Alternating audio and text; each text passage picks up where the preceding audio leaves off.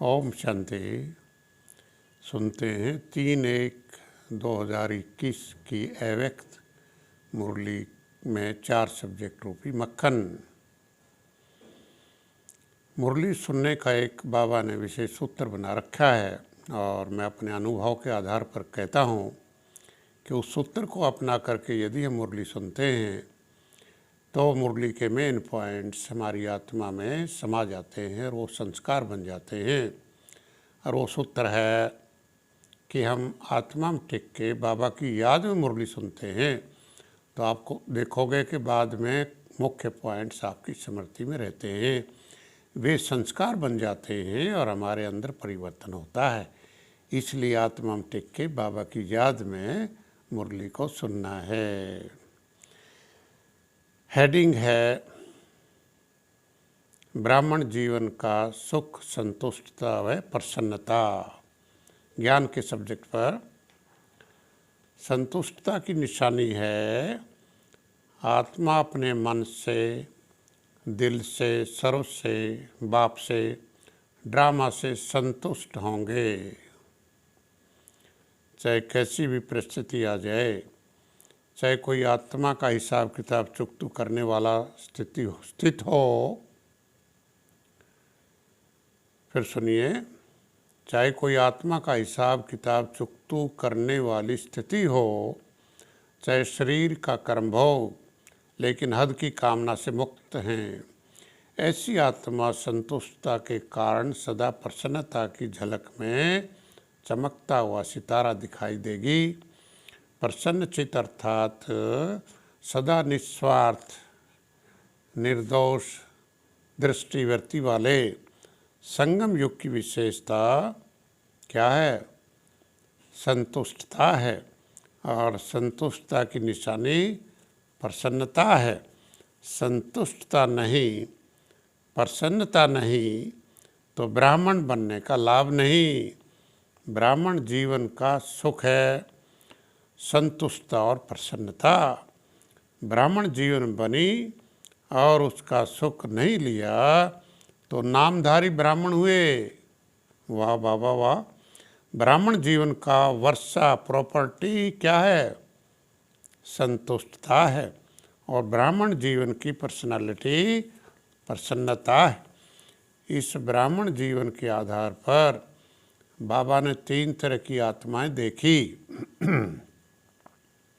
Number 1, ऐसी आत्माएं जो सदा संतुष्ट हैं औरों को भी सदा संतुष्टता का अनुभव कराती हैं, अपनी दृष्टि, वृत्ति और कृति द्वारा कराते हैं।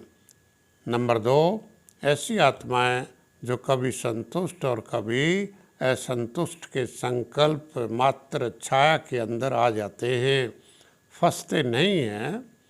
नंबर 3, तीसरे, बच्चे कभी संकल्प की असंतुष्टता, कभी स्वयं की स्वयं से, कभी परिस्थिति द्वारा, कभी छोटी बड़ी बातों से असंतुष्टता, इसी चक्कर में चलते निकलते और फिर फंसते रहते हैं।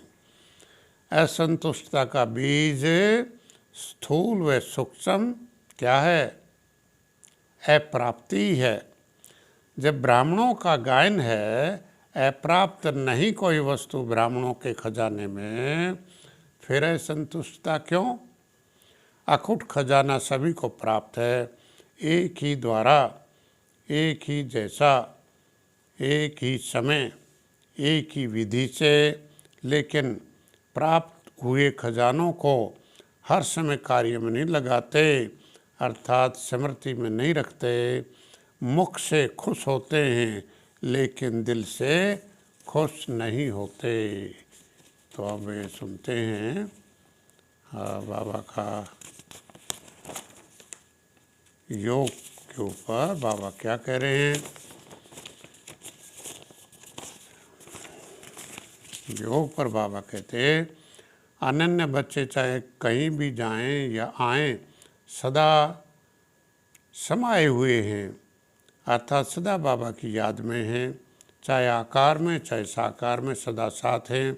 महावीर बच्चे ही यह वायदा निभाते हैं कि हर समय साथ रहेंगे, साथ चलेंगे।